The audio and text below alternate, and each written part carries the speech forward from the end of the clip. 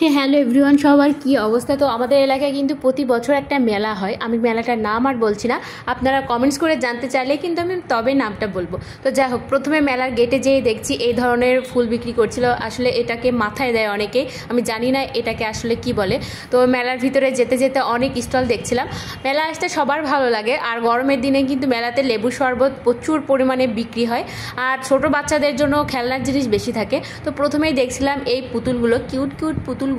আমি ভেবেছিলাম এগুলোর দাম হয়তো কম, কিন্তু উনি যে দাম চাচ্ছিল আমার তো মাথায় হাত। এগুলোর দাম 200-250 টাকা। তো যাই হোক, এরপরে চলে গেলাম কসমেটিক্সের দোকানে। কসমেটিক্স বলতে বাচ্চাদের ছোট ছোট জিনিস ছিল আর কি। তো আমাদের জন্য কিছু জিনিস ছিল 20 টাকা পিস, খুব বেশি দাম ছিল না। চিরুনি থেকে শুরু করে রাবার ব্যান্ড, 30 টাকারও কিছু জিনিস ছিল। বাচ্চাদের হাতে পরার অনেক চুড়ি টুড়ি ছিল। যাই হোক, তারপরে আমরা এদিকে চলে আসলাম একটা মানে ফিঙ্গারিংয়ের দোকানে বা আংটির দোকানে। তো এই আংটির দোকানগুলোতে দেখলাম যে আংটি ছিল অনেক সুন্দর সুন্দর। তো এগুলোর দাম খুব একটা বেশি ছিল না, 50 টাকা পিস ছিল।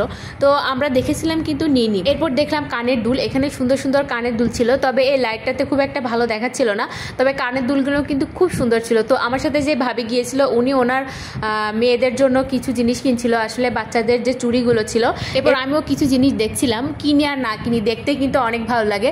এরপরে এখানে আমরা আসলাম অন্য একটা দোকানে। এখানে মানে চাবির যে রিংগুলো থাকে ওইগুলো ঝুলছিল, তো অনেক কিউট কিউট ছিল। এরপরে শাখা পলার দোকান। আসলে মূলত মেলাটা সনাতন ধর্মীদের জন্য, তো আমরা মুসলমানরা অনেক সময় যাই আসলে জিনিস কিনতে যাই। তো যাই হোক, এখানে সুন্দর সুন্দর টিপ, মানে মেয়ে বউদের সাজগোজের যে জিনিসগুলো থাকে আর কি সচরাচর, এগুলো প্রচুর পরিমাণে ছিল। তো অন্য একটি স্টলে চলে গেলাম। এখানে একটা হার্ট টাইপের একটা ক্লিপ দেখে আমি আটকে গিয়েছিলাম। তো এরপর দোকানে গিয়েও আমি হার্ট দেখে আটকে গিয়েছিলাম। তো আমার খুবই পছন্দ এই টাইপের কোনো জিনিস। এরপর এই দোকানটাতে ছিল সব জিনিস 60 টাকা করে, মানে 60 টাকা করে। তো এখান থেকে অনেকজন অনেক কিছু নিচ্ছিল, কিন্তু এক দর ছিল। আর কিছু কিছু জিনিস আমার মনে হয়নি এগুলো 60 টাকা দাম। তো যাই হোক, এরপরে পান খেতে চলে গেলাম। তো এখান থেকে আমি আর ভাবি 2টা পান নিয়েছিলাম 20 টাকা করে। তো পানগুলো আমরা মানে যতটা ভেবেছিলাম অনেক মজা হবে, কিন্তু পানগুলো একদম মজা ছিল না, কিন্তু দেখতে খুবই সুন্দর লাগছিল। আর দেখেই কিন্তু মূলত পান খেতে গিয়েছিলাম। এরপরে আমি আমার পানটা নিয়ে নিলাম, আর মুখে মানে দিয়ে এত বড় পান ছিল আমি খেতে পারছিলাম না।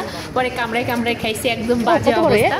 যে যাই হোক, এরপরে অন্য একটা স্টলে চলে গেলাম। এখানে যাওয়ার পরে দেখছি অনেকগুলো কিউট কিউট পুতুল ছিল। আসলে বাচ্চাদের খেলার অনেক জিনিস ছিল, কিন্তু দামও ছিল অনেক বেশি। এরপরে ফুচকার স্টলে চলে গেলাম। তো মেলায় গিয়েছি আর ফুচকা খাবো না, এটা কি হতে পারে? তো আমি ওনাদের বললাম ভিডিও করলে কোনো অসুবিধা আছে? বলছে না, একদমই না। তো আমি খুব একটা ভিডিও করি না, অল্প একটু ভিডিও নিলাম। এরপরে টেবিলে বসেছিলাম কখন আমাদের ফুচকা আসবে। তো অনেক ভিড় ছিল, যেহেতু একটু অপেক্ষা করতে হয়েছিল।